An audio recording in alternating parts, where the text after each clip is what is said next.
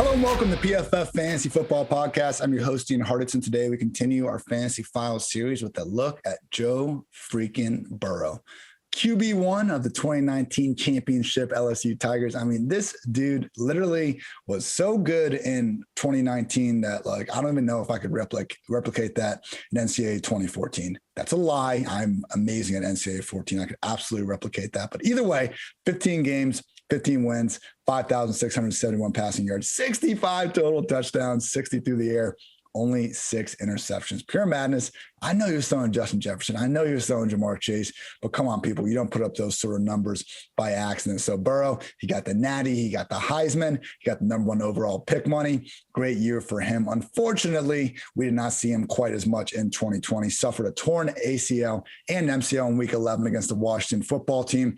Just seemed like a matter of time having to freaking play behind that patchwork offensive line they put ahead of them. So just realize, like, there were some lows, but they were usually coming against some teams that, like, we would expect rookie quarterbacks to have a problem against, no matter how good they might be in the future. So again, only have about 9.5 game sample size so we can run through things a little more specifically than we otherwise could. But for Burrow, starts off, scores 13 points against the Chargers. Then he goes 30 against the Browns, 23 against the Eagles, 33 against the Jaguars, only 3 against the Ravens, 27 against the Colts, 34 against the Browns, 31 against the Titans, 10 versus Steelers, and 9 versus Washington. So 23 or more team offensive points in every game except when they were facing Washington, Pittsburgh, Baltimore, and the Chargers. I mean, those are 4 of easily the top 10 defenses. I mean, Pittsburgh, Washington, those are 2 of the top, probably 2 defenses right there, with all due respect to the Broncos and potentially someone else I'm forgetting about right now. Just realize, like, these were not games that we expected Burrow to just ball out in, and he dudded. There was usually a good reason for why things were going a little bit south for him. But with that said, if you just look at his numbers as a whole and use some of the more traditional metrics I use to try to sum up these seasons, it wasn't great last year. He was average to below average in just about everything. PFF passing grade, he was 19th among 44 qualified quarterbacks, tied for 32 in big time throw rate, tied for 15th in turnover worthy play rate, did a good job taking care of the ball more times than not. 30th in yards per attempt, 33rd in adjusted completion rate, 28th in QB rating. So again, not horrendous, was not a bottom 10 quarterback, was not a top 10 quarterback either though, but not so fast, my friend. There actually was some spots that he was a top 5, even 10 quarterback in. I should have said top 10, even top 5, but we'll live and we learn. Anyway, there's an awesome article from PFF's own Seth Galina that came out this offseason where Seth wanted to basically look at, what did Burrow do right last year and why was he so bad at throwing the deep ball? Because this Bengals passing game could not create deep plays, but like pressure stats, deep ball stats kind of tend to come and go. His deep ball sure looked fine when he was at LSU, pinging Jefferson and Chase downfield. I know he's never going to be confused, with Justin Herbert, Tannehill or Mahomes, Josh Allen. He does not have this like just rocket launcher attached to his right arm, but that doesn't mean he can't throw at least a catchable deep ball. And again, that's just one of these metrics that we see fluctuate a lot from year to year. Yeah, Aaron Rodgers, Patrick Mahomes, the best of the best are always usually going to be great at almost everything across the board. Just we see more examples of guys kind of coming up and down in these situations, like pressure, like deep balls that don't have as large of a sample size. So one of the things Seth did in this awesome article we put together was kind of controlling for that by using some of the more stable metrics that PFF has identified over the years. And some of those, and Burrow's corresponding rank. PFF passing grade from a clean pocket, he was 5th last year. On straight dropbacks, he was 4th. On first and second down passes, he was 5th. With no play action, he was 7th. And on his percentage of negatively graded throws, number 2. So I get it. We didn't see a bunch of highs, this sort of, big splash plays that you would expect, from #1 overall pick.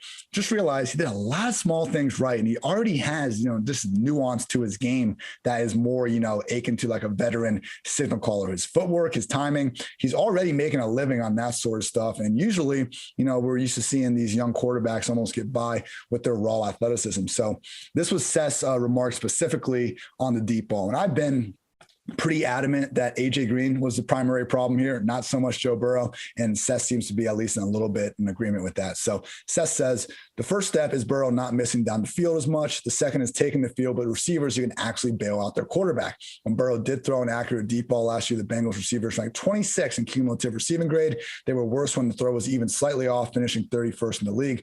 And in all, the receiving corps caught only 17.6% of their contested targets downfield, the worst mark in the league. Got to get Auden Tate out there more, but that's a story for another day. Basically, Burrow, while we didn't have, these gaudy Justin Herbert-esque 50-yard throws down the field, some of the timing and his elusiveness in the pocket really stood out to me when I was going through his highlights and, starting to see what's what with the guy. I mean, he had some of these plays, the Titans and the Eagles games in particular, where, flushed out of the pocket, had to avoid some tackles, was able to do so, and then got the ball downfield on a dime. I mean, you talk about pure accurate passers. Joe Burrow has that. And I remember Troy Aikman's kind of come out, said this several times over the years now, but one thing he thinks that you just really can't teach a QB is accuracy. You either have it or you don't.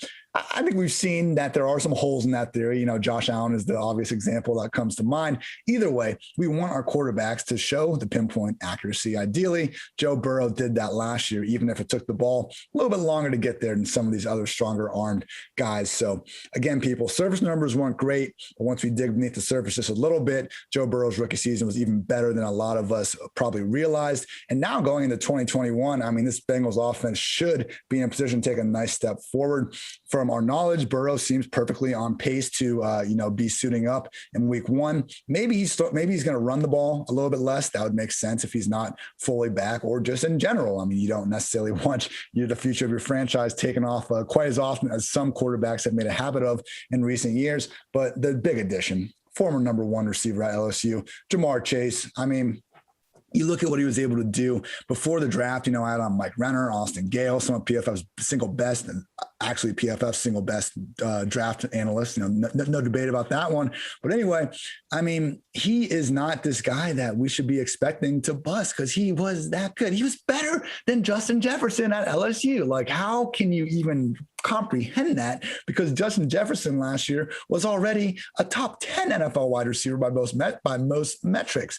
So look, it's a situation where just adding Chase, even if Chase doesn't wind up being the complete world beater that you might expect from number 5 overall pick, it's certainly an improvement on AJ Green's corpse. And, again, I was talking about how AJ Green more the problem for Burrow versus, Burrow himself. And you can just really see that played out with how tough it was to get him the ball. Yeah, on the one hand, just 4 of AJ Green's 24 targets thrown 20 plus yards downfield were deemed catchable by PFF. On the other hand, Green was considered open or wide open on just 1 of those targets. Don't anticipate that being the case quite as often for Ja'Marr Chase, but that's not it. We got T. Higgins, local friend of the PFF Fantasy Football Podcast. Remember, people, he said here on this podcast, if he scores 10 touchdowns this year, he's going to go back to number 5. I'm cool with the Ocho Cinco for now, but we should all be rooting for T to get those 10 touchdowns. And I don't see why he couldn't, man. Only Justin Jefferson and Chase Claypool were more efficient than Higgins on a per route basis among all rookie wide receivers last year. He's their largest wide receiver at 6'4", 216 pounds. I should say largest in starting 3 wide receiver sets. And hey, I mean, this guy is still only 22 years old, bright future ahead. I mean, there's a non-zero chance Higgins is better than Ja'Marr Chase. We'll see. I have Chase ranked ahead of him. I would take Chase first in the dynasty draft. Just realized we saw a lot of good things from T. Higgins last year. And at worst, the Bengals have themselves a hell of a number 2 receiver on the outside. And the forgotten man in the group, Tyler Boyd, who has the most 15-yard catches from the slot over the past 3 years, dropped just a single pass and 105 targets last season. Just the perfect security blanket for, your young rookie QB, or now rising second-year QB. And he was the recipient of the craziest throw I saw Burrow make last year. And it was against the Titans, where Burrow was basically inside the 20, 25 yard line. And Boyd had not even gotten out of his break yet. Like his head, along with the defenders, was facing a complete opposite way. His back was turned to Burrow. Burrow basically threw like a changeup, more like an ephus ball, where right when Boyd was able to turn his head around the last second, it was waiting for him on the other side so he could even pick up some yak after it. So again, small plays like that. It's not, the sexiest thing you've ever seen a quarterback do on the football field, but we got to realize, people, as great as watching Josh Allen, Patrick Mahomes just make one crazy highlight after another, someone like, Joe Burrow, who's able to maybe not be more consistent than those guys, but in a best case world scenario, be a little bit more of a quarterback that can keep your offense on track, avoid those sort of negative plays. And, I don't want to say he can't create those wild plays, because he did that too. I see where some of the pre-draft, comparisons were going with the Burrow to Tony Romo comps. I mean, he is truly slippery in that pocket. He's not slow by any stretch. He's not going to, ever run for 500 yards in the season or anything like that. But man, he was tough to get down last year. And it did seem like something where he got a better grip on it as things went on. Baker Mayfield, I remember his second year in the league, really started to struggle with trying to break out of the pocket, just couldn't outrun those DNs like he could at Oklahoma. And I saw Burrow kind of pressing like that early on in the year as well. But again, he was improving. And it's unfortunate we didn't get to see the final month and a half of the season. And finally, I'd be remiss if I didn't say that my guy, Auden Tate, is on the short list of the NFL's best number 4 receivers. Seriously, people, 50-50 balls might as well be 80-20 situations when Auden Tate is involved. I know he shouldn't be in 3 wide receiver sets. I'm not going to go that far. Just realize, man, is far more talented than most give him credit for. And I do think, other than Tim Patrick and, James Washington's in the conversation, Scotty Miller too, I give Auden Tate the number 4 wide receiver spot. That's a discussion maybe for another day, maybe not. So anyway, Bengals offensive line does rank 24th in PFF's 2021 offensive lines rankings. They added Riley Reif to be their right tackle, second round right guard Jackson Carman. Our conclusion in the offensive line piece about this group: overall, Cincinnati has moved in the right direction on the offensive line, but they need better play from the interior trio. Improved offensive line, Jamar freaking Chase on the outside, Burrow taking natural year 2 leap. It's looking good, people. And again, I would just say last year, other than those brutal performances, which every quarterback's going to have, we need to see him eventually rise up against stiffer competition. I get it. I don't want to make too many excuses for the guys. He was already offering borderline QB1 value most of the year. Chargers, he finished as a fantasy QB 20. Browns, he finished as the QB 8. Eagles, QB 13. Jaguars, QB 20. Not great. Ravens, QB 27. Colts, QB 15. Browns, QB 4. Titans, QB 11. And then Steelers, QB 18. And the football team, QB 20. So takes us right into our PFF Lily Joe Burrow stat. Nobody had more total dropbacks than Joe Burrow in weeks 1 through 11 last season. And that's why he was able to put up these good fantasy numbers, despite, as I told you before, not having great general statistics, at least relative to the sort of usual numbers we paint with these other quarterbacks. So Joe Burrow comes in as my QB 11 at the moment, in my third tier, mix of upside with a demonstrated floor. I had to bump him behind Tom Brady. I was feeling some type of way, I guess, when I put him ahead to start. And it is very close. They're in that same tier. I think Ryan Tannehill, Matthew Stafford, if you want to kind of move any of those guys around, I wouldn't necessarily disagree with you. I guess I am enough concerned about, Burrow's rushing floor, if he's going to still have that going to next year. And then, that weeks 1 through 11 stat, when I was pulling that about the dropbacks, I noticed who was right behind him: Tom Brady, and whose arm doesn't look as single bit worse than it did 5 years ago. Somehow Tom Brady. So give me Brady over Burrow, but it is close. I do think they're both top 12 QBs and should be treated as such in fantasy leagues of all shapes and sizes. So Burrow, he was already QB 15 in fantasy points per game among all quarterbacks with more than 8 starts last season. Talked to you guys about, how he was a borderline QB1 more weeks than not against, some of the lesser savage competition. So yeah, people, I don't think Burrow is necessarily going under the radar. You just kind of look at him in the context of the other QBs, and he's actually going ahead of Brady, ahead of Tannehill, ahead of Stafford over our underdog. So yeah, I don't think he's exactly sneaking up on anyone, but I am here in agreement with the idea that 2021 will be the year of Joe Burrow QB1 season. Thank you again. And as always, for tuning in to PFF Fantasy Football Podcast, everybody. New episodes every single day throughout the summer. Also invite you to check out the PFF College Football Preview Magazine, which just came out on June 28th. We got 600 plus pages of analysis, best returning players for all 130 teams, advanced scheme breakdown, trading schedule, win projections, and more. And again, that's available with any PFF College or PFF Edge subscription. Get it now for less than $8. Also want to shout out Underdog Fantasy. You can go to Underdog Fantasy, play some best ball, deposit $10 using promo code PFF and get a free PFF Edge annual subscription. That's promo code PFF. Draft now at Underdog Fantasy. You guys got to root for me. I'm in this Underdog Fantasy analyst draft thing.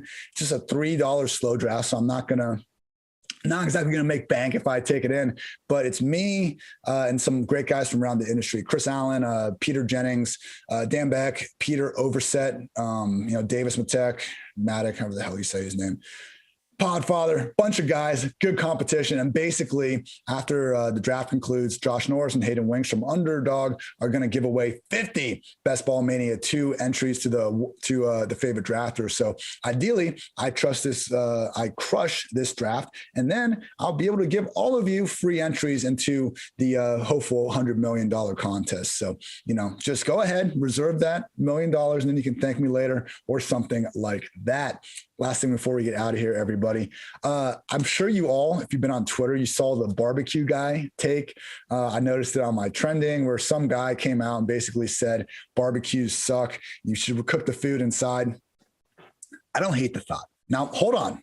I hate the idea of not eating outside, not drinking outside, not doing the barbecue shtick. But if the only difference you're making is cooking the food inside versus outside, I don't know. That could work. And this is coming from a guy who I got ridiculed on Twitter for just putting my hot dogs in the microwave and throwing some ketchup on them. So I know my food takes suck. So keep that in mind. And if you just want to yell at me and say, this is my worst one yet, that's okay too.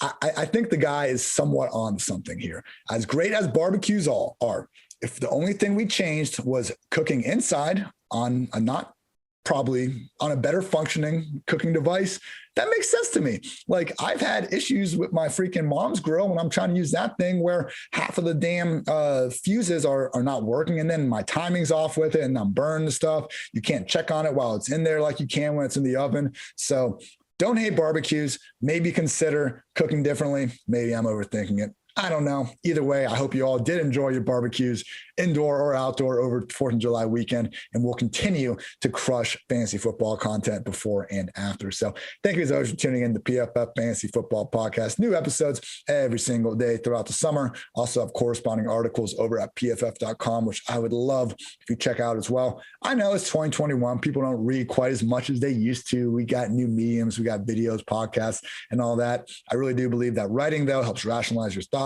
organize your thoughts, and in turn helps those things as well. So I'm going to keep writing. I'm going to keep talking. And as long as PFF keeps paying me, good times, everybody. So thank you as always for tuning in. And until next time, take care, everybody.